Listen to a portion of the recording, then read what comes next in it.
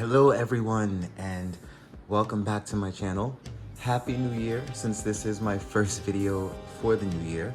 And although we are in February, this is going to be a January update.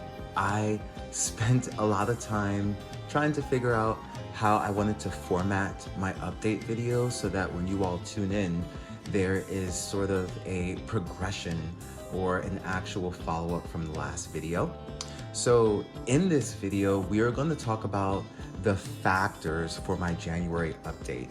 And for these update videos, I'm probably not going to do them monthly, maybe quarterly. I'm a numbers guy, so maybe every 3 months just makes sense to do a sort of summary or wrap-up video. And here is Oscar trying to get in the camera, but it's not low enough.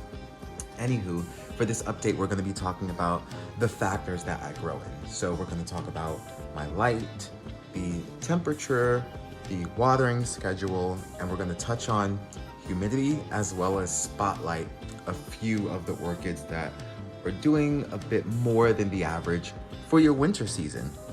Now, just a background, winter season / slow season for plants is a time where we lack light and we lack heat. Therefore, the plants will lack activity. Oh man, this guy's like hitting my tripod. The plants, again, will lack activity. However, if you live in a desert place such as me, you do not lack heat at all. And as long as there is a temperament heat climate, or should I say an intermediate heat climate for me, my temperatures really hover around 70, 75 degrees, no matter what. Right now I have my balcony door slightly open and it's 73 degrees in here without any type of air running. And it's been like that since the morning, a gradual increase from the 68 degrees that I like to sleep overnight. But yes, in the winter time, the plants tend to be doing less work. However, that will be environmentally specific, especially if you grow under lights like I do. I do grow under lights in the corner in my house, so I don't rely on the sunlight and I don't necessarily rely on outdoor temperatures. The outdoor temperatures kind of give me a gauge to how I can let my orchids know what season we're in. And now living in the desert, I'm seeing that certain seasons such as winter and fall are extremely short. So let's go ahead and jump into the first factor, which is light. So my light here is pretty minimal because I do not have any sunlight. Oh man, this guy's playing with a toy now. I don't have any sunlight, so everything is under my grow lights.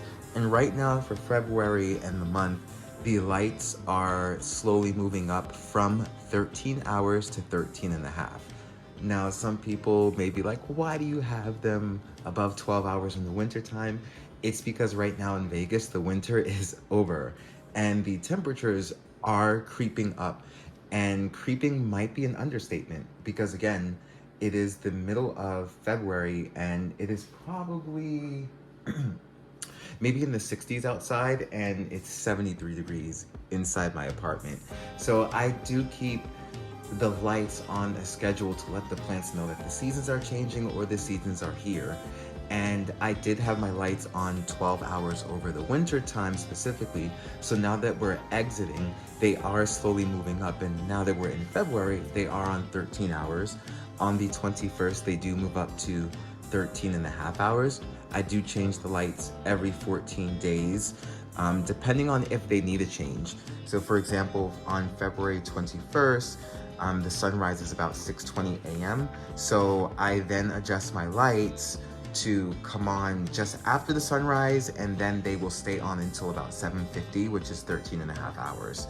And honestly, with life, with work, I do slack on things like this, but I do also try to keep it up.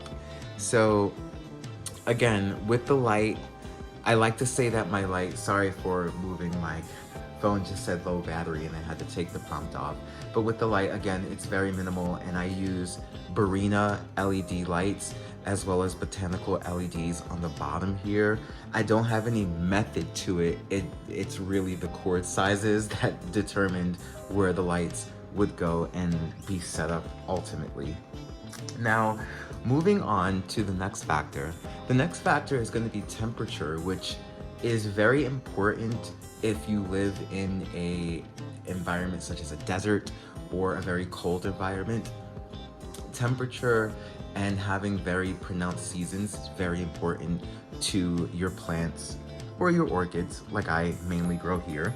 So my temperatures are low for the desert. So my lows are between 60 and 65, which is good for the slow season, the blooming season. The flowers really love the drops in temperature. And my highs are around 70 to 73. Right now, my temperature on the thermostat in the back is reading 74 in the corner, but my temperature in the living room, well, in my space right now, is reading 72. So it's slowly dropping because we are approaching the sunset. And I do also have fans that provide a consistent airflow throughout my grow space. There's a fan in the corner here that you can't see. There's a fan in the corner over here that you can see, just above the Vanda. And there's also a fan at the bottom behind these Schilleriana and plants down there right in the corner that assists with pushing this humidity around that area. So I have the two humidifiers here, and I have two fans on either side to push it that way. And then I have one fan at the bottom that works that humidifier. And the reason why I only have it on that side is because the humidifier, for some reason, naturally goes this way. Naturally goes to the right. So all the humidity was going to the right. So I just put a fan that's on an extremely low speed to kind of diffuse that and make sure that it was getting spread. I don't want to say evenly spread. I wish it was evenly spread, but I don't have an enclosure, so I doubt anything is even around these parts. I even doubt that the temperature in the back here is the same as the front or the bottom, because these micro environments that you learn about when you grow your collection are very, very surprising. For example, I just put my thermostat there a few months ago, but before it was actually over here where this tiny little ZZ plant bonsai is. And the temperatures were very different. However, they're around the same, give or take 3 degrees Fahrenheit, that is. And moving on to our next factor, it's gonna be the watering, which is my favorite. I am an underwaterer. I do not like to water because I'm horrified of overwatering. I find it less challenging. I don't want to use the term easy, but I find it less challenging to bring your pots back from being underwater than from being overwatered, because there's no way to remove water, but there's always a way to add some more. And with my humidity situation, it has made it a bit complicated. So I thought that I would be watering every 2 weeks because the winter time, but because my temperatures don't really go below 60 degrees, 65 degrees, and even that low temperature here in the desert doesn't last long. So because they don't really fall below that, I find myself watering maybe every 10 days, every 9 days, as opposed to a full 2 weeks. So for some of the plants, I'm actually closer to watering once a week, which I actually do keep up in the summertime as well, because my indoor environment is indicative of the temperature I keep on the inside, and I really don't let it get more than 73, 74 degrees inside no matter what. While I'm at work, I'm sure the plants are having a field day because I don't keep my air on any type of way. So in the wintertime, I'm sure it's very cool in here, and in the summertime, I'm sure it's pretty warm, maybe close to 80. Excuse me, sir. I'm recording over here. Do you want to refrain from playing with that? I try to record my videos when my dogs are resting and sleeping, and they always want to get up the second I get up. So, anywho, my water is about every 10 days. If I'm running my heat, it's even less than that, because again, as I always stress, the running your ACs just diminishes your humidity. I'm gonna take this toy from him. Sir, you need a quiet toy. Here. Quiet toy. Oh man, they always find the loudest toys when you need it to be absolutely quiet. So, with regard to watering, here is a solo cup. So recently I've just, oh my goodness, the toy I gave him also has a sound. Sorry about that. With regard to watering, here's a solo cup. I recently started measuring out my watering because I have this challenge with my humidity and my pots dry. I try to leave a small, very, very small amount of water in the bottom of the cup. And I double cup all of my orchids and plants so that there's a cup with drainage, and then it goes into a cup that doesn't have drainage so that I can have water at the bottom or not have water at the bottom. And during the winter time, I found a sort of a soft spot, so I use these solo cups specifically to water. In the winter time, I fill it to here and then pour it in and let the water sit. For the most part, because I do allow my pots to dry, not completely dry or go bone dry. Some of them do go bone dry, but for the most part, I like to water as they approach dryness. Oh my God. How did you get this? Stop jumping up here. My puppy can like reach the kitchen counter now, and it's so, let me just, can I turn this around for you to see really quickly? Oh my God, my house is a mess. But there he is, just grabbing stuff off of the kitchen counter. I don't know if I'm gonna edit that out because my house was really a mess in the background there. But anywho, I water them to about this line for the cups. For bigger pots, such as this one here, this down here is in like either a 5.5 inch or a 6 inch pot. I do fill the water up to here and put that in a pot and let the water sit and seep up. Normally it takes about 10 to 15 minutes for the pot to absorb all the water. It really depends on how big your pot is. In the past, I've tried to stay away from a soaking method, but because I struggle with the humidity and my pots dry faster than usual, I'm really not afraid of letting some water sit at the bottom of almost my entire collection, to be quite honest with you. I really only did it with the paps, but now I do it with everything, the houseplants, the phalaenopsis, the paphiopedilums, as I just mentioned briefly. And I think I'll leave the watering to that. Maybe I'll do a specific video on how I actually adjust the watering for the seasons, and that should be happening for maybe the February update, because I'll either be, I will be increasing the water frequency or increasing the amount I put in there. So I'll have to figure it out and test on a few plants. I think I may just increase the amount of water I put in because I don't want to water more frequently with over 100 plants.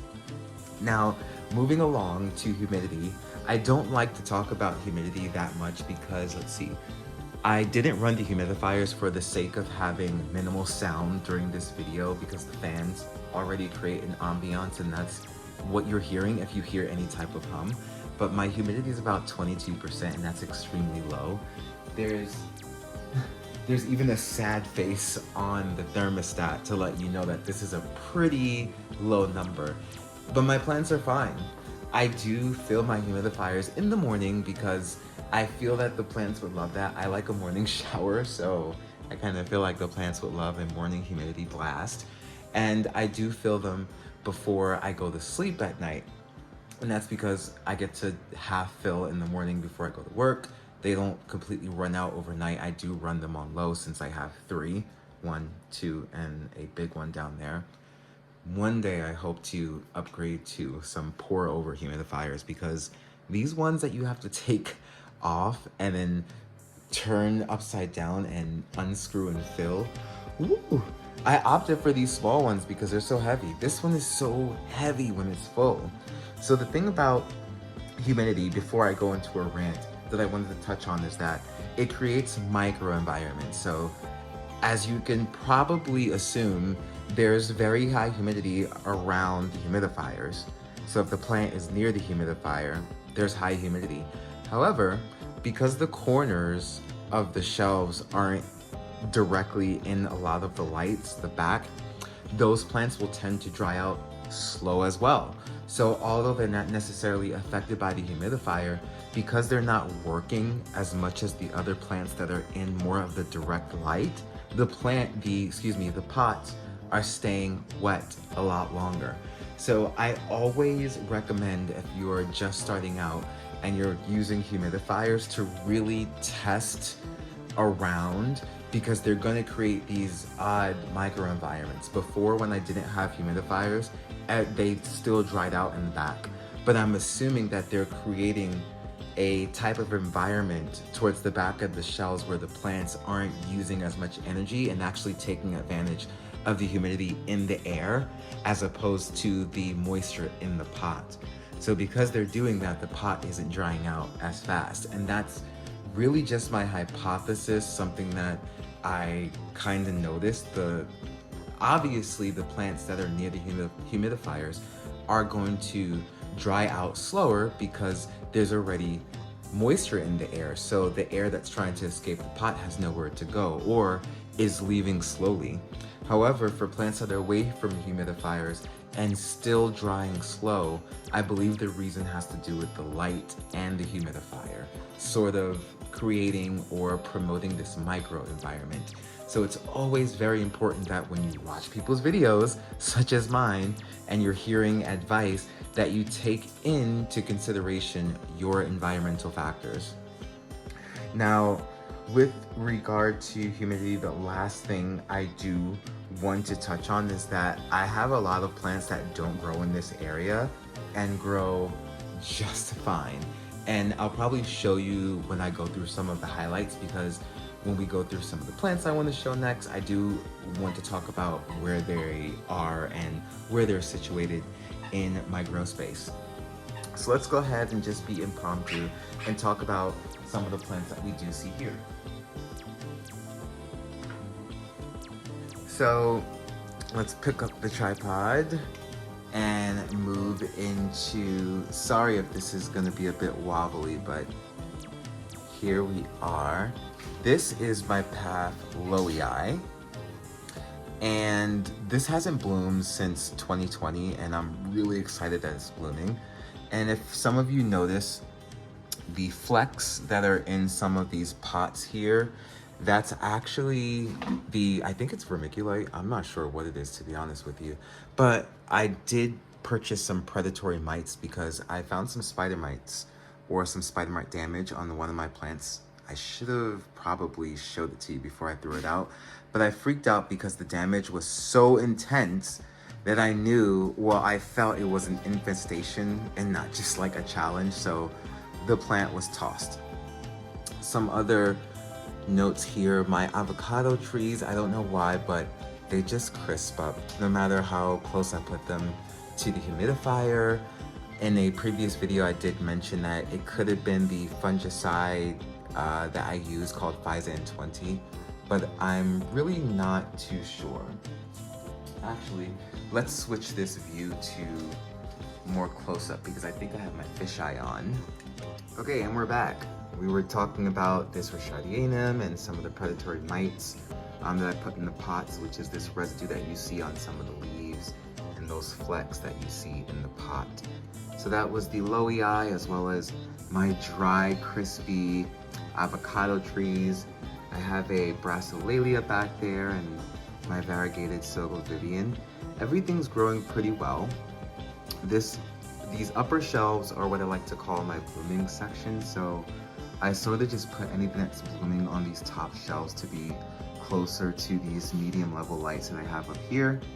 So some of the blooms, while we're on the topic, I have some no IDs here. This one actually has a scent during the day. What's the matter, buddy? You wanna go outside? Now he's like pushing me. What's the matter? You wanna go outside? Okay. Okay guys, we're gonna take a break for a second. I'm gonna take this, actually I'm just gonna open my balcony door and we'll sorry about that. I was trying to keep my balcony door closed because there are cars that you can hear, but oh boy loves to go outside and just sit on the balcony and watch things like I watch my orchids. So again, some standard no IDs here, this yellow one, as well as this magenta in the back. And we do have a species that has bloomed for me recently. This is my Schilleriana. It's actually a keiki of this Schilleriana down here. So this is the mother plant that actually spiked for me last year.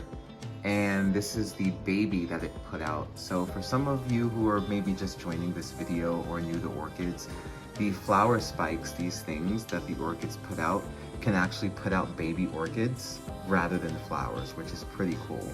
And my mother plant Schilleriana last year gave me a baby Schilleriana who is now blooming. I'm not sure if it'll focus, but the detail on these blooms is to die for. Look at that, those polka dots, the yellow, the blushes of pink. I also have I think a Zumas Pixie times Taida Little Pretty back here. That's a Hauserman purchase. And again, you can see the dumping of the spider mites. I just randomly put them in pots from plants that were touching plants because I just want them to go over and spread everywhere just in case there are spider mites. I need my predator or my predatory mites to devour them, which I hear they're very, very good at. And if there are a lot of spider mites, the predatory mites will reproduce and continue to feast. Here is another no ID. All three of these no IDs are actually from Whole Foods. I love whole food orchids. And again, this one had a fragrance a couple of days in after bringing it home, and that lemon, lime, green, yellow, I really like that in plants. And yellow has recently become a favorite color of mine. Not sure if I can get this to zoom, but here is Shirley Admonson finally opening for us. She fully opened this morning, and I hope and pray that she will open some more.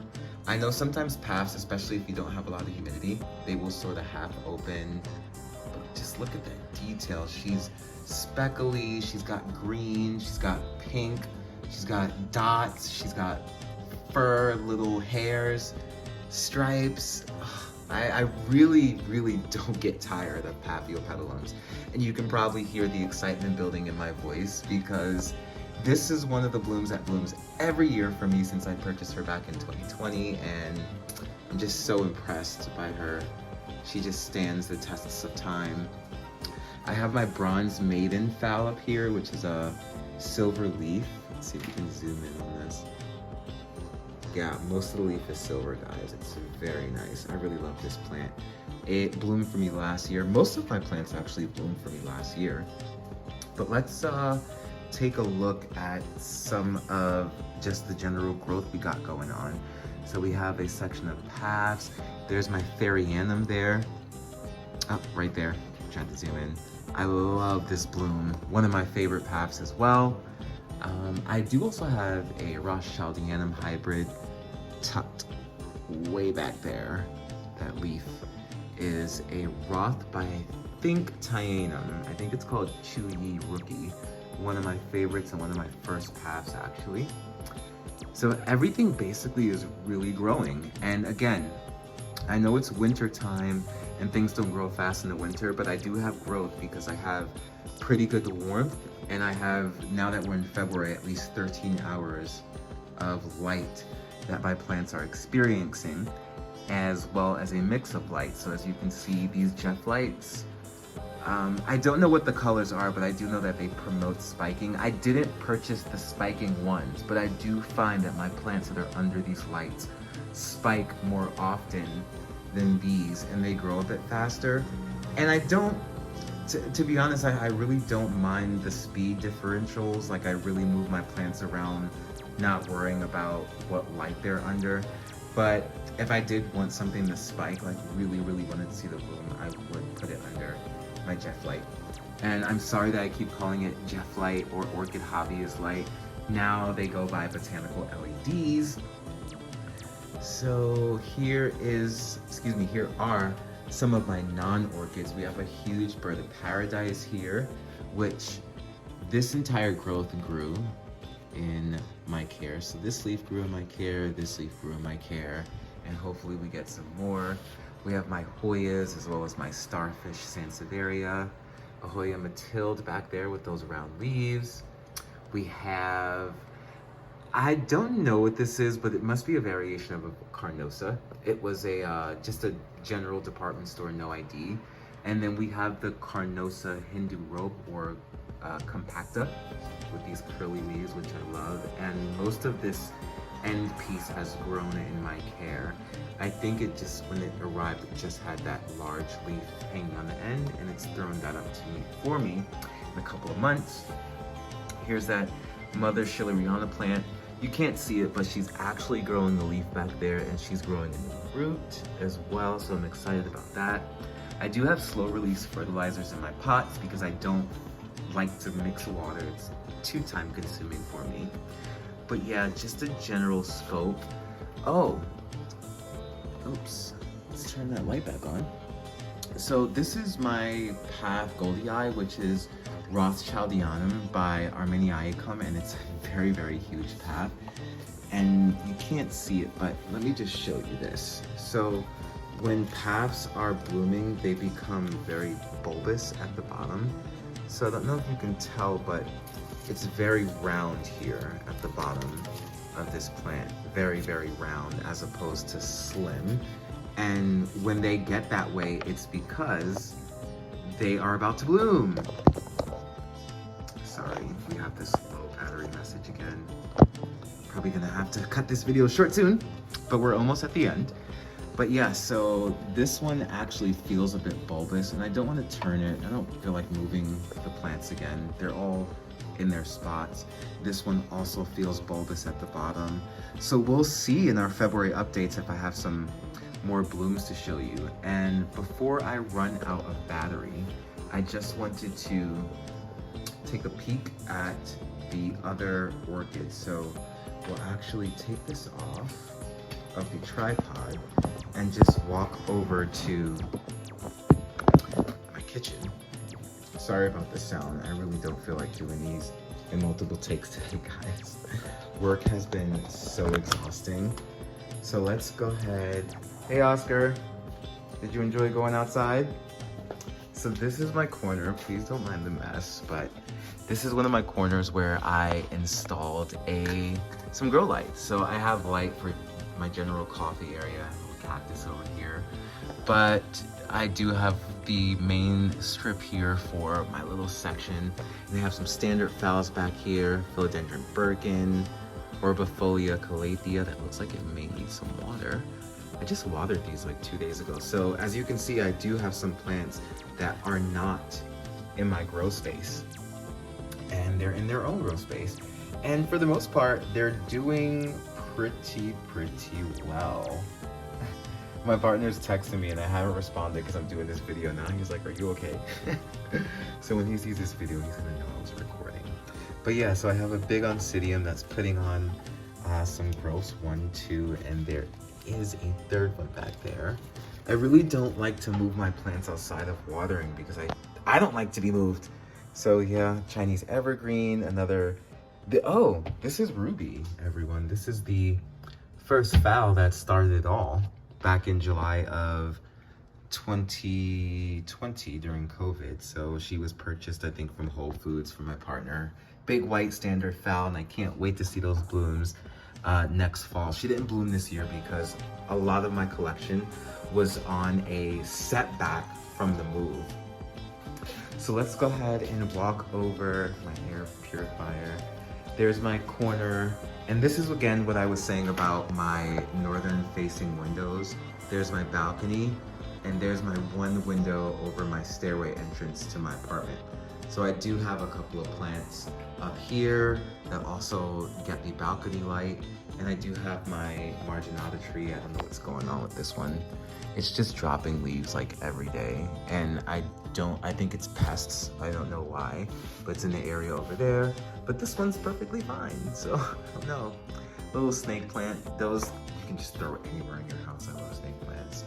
So I have my ZZ up here, my philodendron Brazil, I think it's a heartleaf philodendron. It says cordatum on the pot on the inside, and I love that little gold pot I got from my old job. So yeah, I do have a lot of plants that are not in my grow space. Another Dracaena, I think this is called Janet Craig, and that's why I bought it, because the name was so cute, like Janet Craig. My red Maranta prayer plant, this used to be so full, and I took it out of my grow space and put it over here because it seemed to like the lower light level from the north window. Have a bromeliad, that was a purchase from my younger brother. Some Christmas ornaments, my job there, the hotel I work at. There is, I believe this is called I don't know, but it's like a velvet philodendron, and it's really nice because the leaves are very velvety. I recently just sort of moved it around and upward.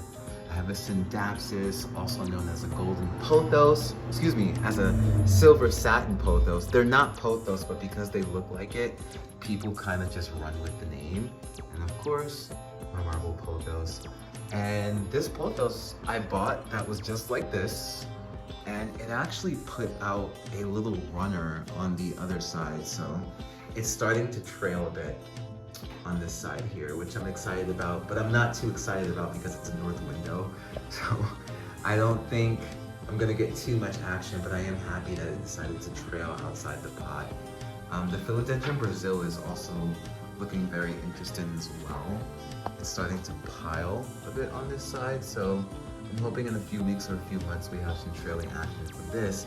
But this philodendron is just like moving slow and upward. When I bought it, it was like this much, and now it's grown all this top growth, but it's not trailing over, it's going upward. So maybe I'll get a moss pole or something, I don't know. But yeah, that's my collection and the update that I wanted to provide for you all. Thank you again so much for staying tuned. Let's go get this little man. He wants to come inside, and I didn't open the door. Oh, come on. See his poop out there? Gotta clean that up. So there you have it. Oh, fires. There you have it. There's my January update, and I will go ahead and put my social media handles up if anyone would like to follow me on Facebook, Instagram. I do post a lot of the photos of the progress of my plants and the growth, status updates, but of course all the videos are here on YouTube. And with that, I hope to see you all in the next February update, and I do hope to have some more blooms, hopefully, from those bulbous paths that I showed you. Now I gotta refill these humidifiers and get back to everyday life. Thanks again for tuning in.